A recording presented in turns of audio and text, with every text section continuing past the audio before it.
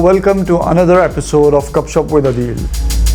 Topic कुछ यूं है कि क्या साइंस अब इस काबिल हो गई है कि वो हमारी ड्रीम्स को भी रिकॉर्ड कर सके। सोचने की बात यह है कि हमारा जो ब्रेन है वो हमें ख्वाब दिखाता कैसे है। आर्टिफिशियल इंटेलिजेंस आपके ब्रेन के सिग्नल्स को डिकोड करती है। सन 2000 में फंक्शनल एमआरआई यानी एफएमआरआई ने गेम चेंज कर दिया। ख्वाब सिर्फ एंटरटेनमेंट नहीं बल्कि ये हमारे ब्रेन के सीक्रेट आर्काइव है। Let's dive into this exciting and interesting and futuristic topic.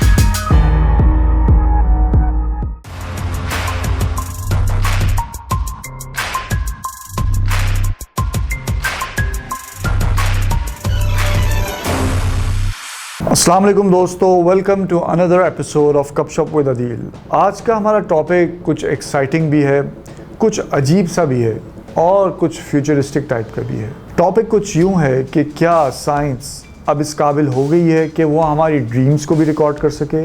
जी हाँ, वही ड्रीम्स जो आंख बंद होते ही जब हम सोने जाते हैं तो एक जो फिल्म शुरू हो जाती है, क्या साइंस इस काबिल अब हो गई है कि वो इन ड्रीम्स को भी रिकॉर्ड कर सके। इसको आज हम फाइंड आउट करेंगे। So grab your chai or coffee, sit back and let's dive into this exciting and interesting and futuristic topic. दोस्तों, ड्रीम रिकॉर्डिंग का जो कॉन्सेप्ट है ये कोई एक रात में इसकी रिसर्च नहीं हुई, बल्कि ये कॉन्सेप्ट 1990s से चल रहा है, जब न्यूरो साइंस ने पहली बार इस बात के ऊपर तहकीक करना शुरू की कि हमारे जो ब्रेन के अंदर जो इमेजेस हैं उससे जो थॉट पैटर्न्स डेवलप होते हैं उनके ऊपर तहकीक की जाए। सन 2000 में फंक्शनल एमआरआई यानी एफएमआरआई ने गेम चेंज कर दिया।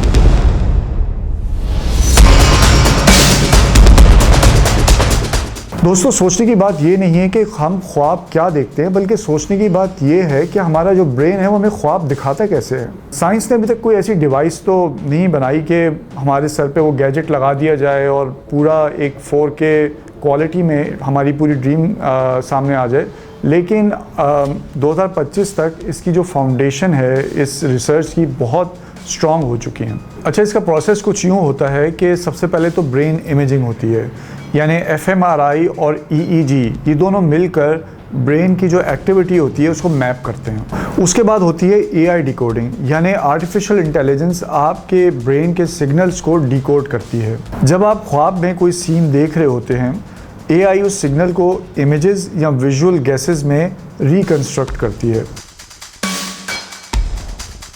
अच्छा, इसमें एक प्रोसेस ट्रेनिंग का भी होता है जिसमें साइंटिस्ट जो हैं वो इंसान को मुख्तलिफ इमेजेस दिखाते हैं और सिमल्टेनियसली उनके ब्रेन को स्कैन भी कर रहे होते हैं, ताकि वो इसमें एआई को सिखा रहे होते हैं कि this pattern is equal to this image. और इसी तरह जब इंसान ड्रीम के अंदर होता है, ख्वाब के अंदर होता है, तो एआई वही लर्न पैटर्न्स को अप्लाई करती है जो सिग्नल्स मैच करते हैं। एआई उन्हें इमेजेस या सीन्स में कन्वर्ट करती है। अच्छा दोस्तों, यहाँ से कहानी थोड़ी इंटरेस्टिंग मज़ीद होती है और कुछ साइंस फिक्शन टाइप की भी। 2013 में युकियासु कमितानी और उनकी टीम ने जापान के ATR कंप्यूटेशनल न्यूरोसाइंस लैब में एक एक्सपेरिमेंट किया। एक्सपेरिमेंट कुछ यूँ था कि 3 वॉलंटियर्स को एफएमआरआई मशीन या स्कैनर के अंदर रखकर उनकी जो ब्रेन एक्टिविटी थी उसको रिकॉर्ड किया गया जबकि वो सो रहे थे, और फिर ईईजी के ज़रिए डिटेक्ट किया गया कि कब वो ड्रीम फेज़ में दाखिल होते हैं। फिर वॉलंटियर्स को जगाकर पूछा गया कि आप क्या ख्वाब देख रहे थे। तो एक वॉलंटियर ने बताया, मैंने ख्वाब में कुछ यूँ देखा कि मैं एक बेकरी में रोल ले रहा हूँ और फिर मैं सड़क पे निकलता हूँ और वहाँ एक बंदा जो है फ़ोटो ले रहा होता है।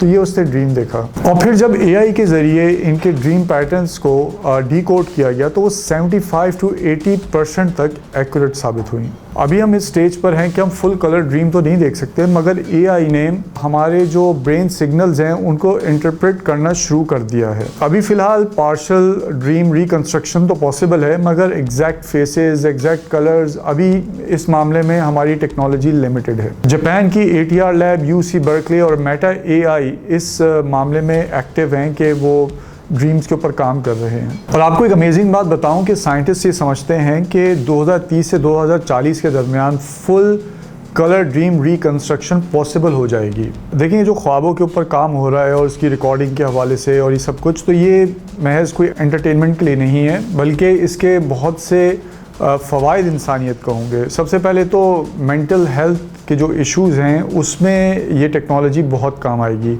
इसी तरह कोमा के जो पेशेंट्स होते हैं उनको मॉनिटर किया जाएगा कि वो किस हद तक कॉन्शियस हैं, और इस तरह जो लोग कम्युनिकेट नहीं कर पाते उस मामले में ये टेक्नोलॉजी बहुत काम देगी कि उनका वो क्या सोच रहे हैं, सही ना, वो कम्युनिकेट नहीं कर पा रहे, वो बोल नहीं पा रहे, लेकिन उनकी थॉट्स हमें बताएगी कि वो क्या बोल रहे हैं। इसी तरीके से हम ये जान पाएंगे कि हमारा ब्रेन जो है वो मेमोरीज़ को कैसे स्टोर करता है। ख्वाब सिर्फ एंटरटेनमेंट नहीं बल्कि ये हमारे ब्रेन के सीक्रेट आर्काइव है। देखिए कुरान और हदीस में भी ख्वाबों को अहमियत दी गई है। मसलन सूरह यूसुफ में हज़रत यूसुफ अलैहिस्सलाम ख्वाब की ताबीर बयान करते हैं, और इसके साथ साथ उन्होंने ख़ुद भी ख्वाब देखा बचपन में। और हदीस नबी सल्लल्लाहु अलैहि वसल्लम में भी जिसका मफ़हूम है कि अब सिर्फ़ अच्छे ख्वाब बाकी रह गए हैं जो बशारत देने वाले हैं। तो ख्वाब की एक अहमियत इस्लाम में ज़रूर है, और जिसका ज़िक्र कुरान में भी मिलता है और हदीस में भी मिलता है। तो दोस्तों आज का एपिसोड यहीं तक था। अगर आपको ये एपिसोड पसंद आया, ये टॉपिक पसंद आया, तो कमेंट्स में नीचे अपना भी सबसे जो अजीब और गरीब किस्म का ड्रीम है उसके बारे में लिखिएगा और उसके बारे में बताइएगा, और इस वीडियो को आगे शेयर करिएगा और मेरे चैनल को भी सब्सक्राइब करिएगा। Okay, see you next time. Allah हाफिज़।